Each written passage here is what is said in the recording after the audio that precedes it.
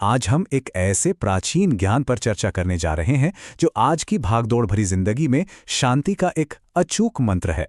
तत्वार्थ सूत्र से लिया गया ये अद्भुत ढांचा व्यक्तिगत शांति और सामाजिक सद्भाव पाने के लिए चार बहुत ही विशिष्ट भावनाओं के बारे में बात करता है। ये ज्ञान भले ही सदियों पुराना हो, लेकिन सच मानिए आज के तनाव भरे माहौल में ये एकदम संजीवनी की तरह काम करता है। तो चलिए जल्दी से आज की चर्चा के मुख्य बिंदुओं पर नजर डालते हैं। हम बात करेंगे इन चार भावनाओं की। मैत्री यानी विश्वव्यापी मित्रता, प्रमोद यानी दूसरों के गुणों की सराहना करना, कारुण्य यानी दुख के प्रति करुणा, माध्यस्थ जिसका मतलब है विरोधियों के प्रति समभाव, और अंत में हम देखेंगे सज्जन बनाम दुर्जन का दिलचस्प दृष्टिकोण। शुरुआत करते हैं अपने पहले हिस्से से, चार भावनाएं जो हमारी दैनिक अंतर्क्रियाओं का एक शानदार ढांचा है। जरा सोचिए, दिन भर में हम कितने अनगिनत लोगों से मिलते हैं, है ना? कुछ बहुत अच्छे होते हैं, कुछ थोड़ा परेशान करने वाले, और कुछ बेचारे दुखी होते हैं। ये प्राचीन ग्रंथ हमारी इन सभी मुलाकातों को व्यावहारिक रूप से चार अलग अलग श्रेणियों में बांट देता है, ताकि हमारी अपनी मानसिक शांति कभी भंग न हो। इसे समझने के लिए प्रकृति का ये खूबसूरत उदाहरण देखिए। पेड़ कभी ये नहीं सोचता कि वो किसे छाया दे रहा है, और नदियां बिना किसी भेदभाव के सभी को अपना पानी देती हैं। ये शानदार तुलना हमें दिखाती है कि एक सच्ची और गुणवान मानसिकता हमेशा निस्वार्थ भाव से काम करती है, और यही निस्वार्थ भाव इन चार मूलभूत भावनाओं का एकदम पक्का आधार तय करता है, बिना किसी भेदभाव के, बिना किसी शर्त के। तो आइए अब गहराई से अपनी पहली विशिष्ट भावना की ओर बढ़ते हैं, जो है मैत्री। ये सिर्फ वो सामान्य दोस्ती नहीं है जो हम और आप करते हैं, बल्कि ये विश्वव्यापी मित्रता का एक ऐसा गहरा भाव है जहां किसी भी तरह के बैर या दुश्मनी की कोई गुंजाइश ही नहीं बचती। अगर इसे परिभाषित करें तो मैत्री का सीधा सा मतलब है बिना शर्त मित्रता, सद्भावना और दुनिया के सभी जीवित प्राणियों के प्रति शत्रुता का पूरी तरह से अभाव। आज के हमारे समाज में जो ये हम बनाम वो वाली बांटने वाली मानसिकता तेजी से पनप रही है ना, मैत्री उसका एकदम सटीक और शायद सबसे असरदार इलाज है। इसमें कोई दुश्मन नहीं होता, बस सभी का कल्याण चाहने की भावना होती है। और इसकी ताकत का अंदाजा आप इस सजीव चित्रण से लगा सकते हैं। जरा कल्पना कीजिए, एक शेर और एक गाय जो जन्मजात दुश्मन माने जाते हैं, एक ही मैत्री कुंड पर पूरी शांति से एक साथ पानी पी रहे हैं। ये कोई कहानी नहीं, बल्कि मैत्री की सर्वोच्च शक्ति का प्रतीक है। जब मन में सच्ची मित्रता का भाव आता है तो बड़े से बड़े जन्म जन्मांतर के दुश्मन भी अपनी सारी कड़वाहट भूल जाते हैं। अब सवाल यह है कि रोजमर्रा की जिंदगी में इसका अभ्यास कैसे किया जाए। ये कोई बहुत बड़ी बड़ी बातों तक सीमित नहीं है। रास्ते पर केले का छिलका या कचरा सही जगह फेंकना ताकि कोई फिसल कर गिरे नहीं, या सड़क पर गाड़ी थोड़ी सावधानी से चलाना ताकि किसी जीव को नुकसान ना पहुंचे, ये भी तो मैत्री ही है।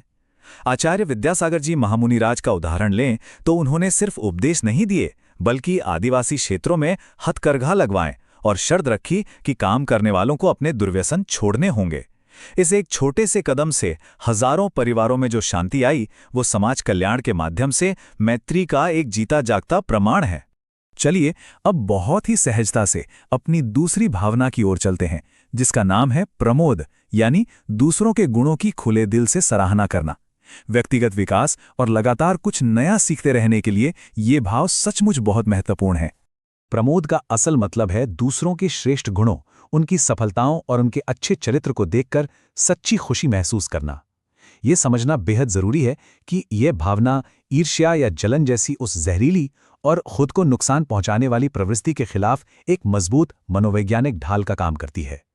जब हम दूसरों को आगे बढ़ते देखकर सच में खुश होते हैं तो असल में हम खुद के विकास के दरवाजे खोल रहे होते हैं।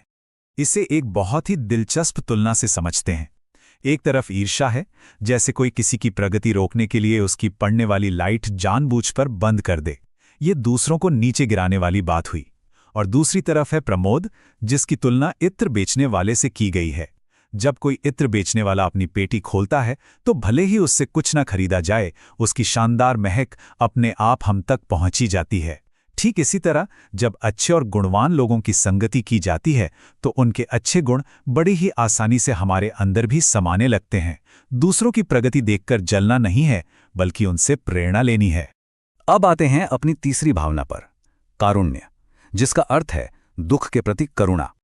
यहाँ हमारा पूरा ध्यान इस नैतिक जिम्मेदारी पर है कि जो लोग जीवन में कम भाग्यशाली हैं या किसी बड़ी मुश्किल से गुजर रहे हैं, उनकी मदद के लिए निस्वार्थ भाव से कैसे आगे आया जाए। देखिए, कारुण्य सिर्फ किसी के लिए बुरा महसूस करने या दूर से सहानुभूति दिखाने का नाम नहीं है। ये एक सक्रिय करुणा है।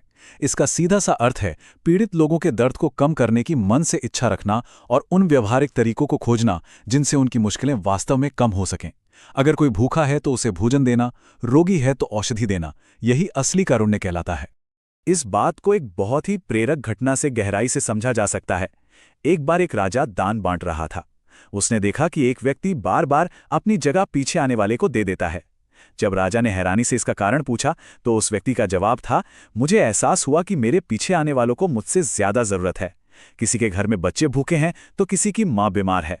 ट्रेन के टिकट की लाइन हो या भीड़ भाड़ वाली जगह, ये सोचना कि दूसरों की जरूरत शायद हमारी जरूरत से बड़ी हो सकती है और अपना स्वार्थ छोड़ देना, यही सच्चा कारुण्य है। अब बात करते हैं चौथी और शायद सबसे चुनौतीपूर्ण भावना की, माध्यस्थ यानी विरोधियों के प्रति समभाव। ये भावना सीधे तौर पर जीवन में होने वाले संघर्षों और वैचारिक विरोध से निपटने का सबसे बेहतरीन तरीका सिखाती है।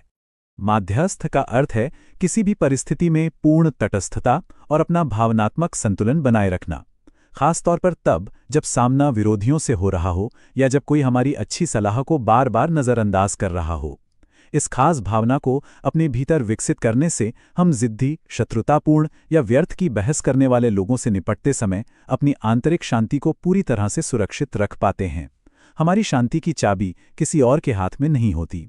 विरोध को शालीनता से संभालने के लिए इन 3 तार्किक कदमों पर गौर करना चाहिए। पहला, हमेशा ईमानदारी से उपयोगी सलाह दें। दूसरा, यदि सामने वाला वो सलाह ठुकरा दे तो उसे शांति से स्वीकार कर लें, ये मान लें कि शायद उसकी समझ अभी उतनी ही है। और तीसरा, बिना किसी लंबे गुस्से या बदले की भावना के बस वहां से चले जाएं। ये समझना बेहद जरूरी है कि किसी व्यर्थ के विवाद से पीछे हटना कोई कमजोरी नहीं है, बल्कि ये असीम भावनात्मक ताकत और गहराई की निशानी है। तो चलिए अब देखते हैं कि ये सब मिलकर हमारे अंतिम ढांचे का निर्माण कैसे करता है। सज्जन बनाम दुर्जन, यानी संसाधनों का उपयोग। ये ढांचा लोगों को केवल इस एक आधार पर बांटता है कि वे अपने पास मौजूद सांसारिक संसाधनों का इस्तेमाल आखिर करते कैसे हैं। इस बात में एक बहुत ही तीखा विरोधाभास देखने को मिलता है। ज्ञान, धन और शक्ति जैसे संसाधन दोनों तरह के लोगों के पास हो सकते हैं, लेकिन जहां दुर्जन यानी बुरे विचार वाले लोग ज्ञान का उपयोग सिर्फ विवाद और अहंकार बढ़ाने के लिए करते हैं, वहीं एक सज्जन व्यक्ति इसी ज्ञान को शिक्षा के माध्यम से उदारतापूर्वक बांटता है। दुर्जन का धन हमेशा घमंड पैदा करता है, जबकि सज्जन का धन दान और दूसरों के उत्थान में लगता है। और सबसे बड़ी बात, दुर्जन की शक्ति हमेशा दूसरों को नुकसान पहुंचाती है, जबकि सज्जन की शक्ति कमजोरों की ढाल बनती है। संसाधन बिल्कुल वही हैं, बस सारा खेल मानसिकता का है। इस पूरी चर्चा को याद रखने के लिए चुंबक का ये सरल लेकिन बेहद शक्तिशाली उदाहरण हमेशा याद रखना चाहिए। जिस तरह एक चुंबक बिल्कुल स्वाभाविक रूप से लोहे को अपनी ओर खींच लेता है, ठीक उसी तरह इन 4 भावनाओं मैत्री, प्रमोद, कारुण्य और माध्यस्थ को विकसित करने से रोजमर्रा के जीवन में गहरी शांति और सद्भाव अपने आप खिंचे चले आते हैं। जो इंसान इन गुणों को अपना लेता है, ये पक्की बात है कि सारी दुनिया स्वाभाविक रूप से उसका सम्मान करने लगती है। तो इस अद्भुत चर्चा को समाप्त करते हुए विचार करने के लिए एक बहुत ही गहरा प्रश्न छोड़ते हैं। आज के तेज तर्रार और तनाव से भरे आधुनिक जीवन में इन 4 भावनाओं में से किसे सबसे अधिक सक्रिय रूप से विकसित करने की आवश्यकता है? क्या हमारे समाज को अधिक मैत्री की आवश्यकता है या फिर माध्यस्थता जैसी परम शांति की? इस सवाल पर बहुत गंभीरता से विचार किया जाना चाहिए। ये आत्मविकास का एक ऐसा सफर है जो कभी खत्म नहीं होता। उम्मीद है यह चिंतन हम सभी को एक बेहतर इंसान बनने की प्रेरणा जरूर देगा।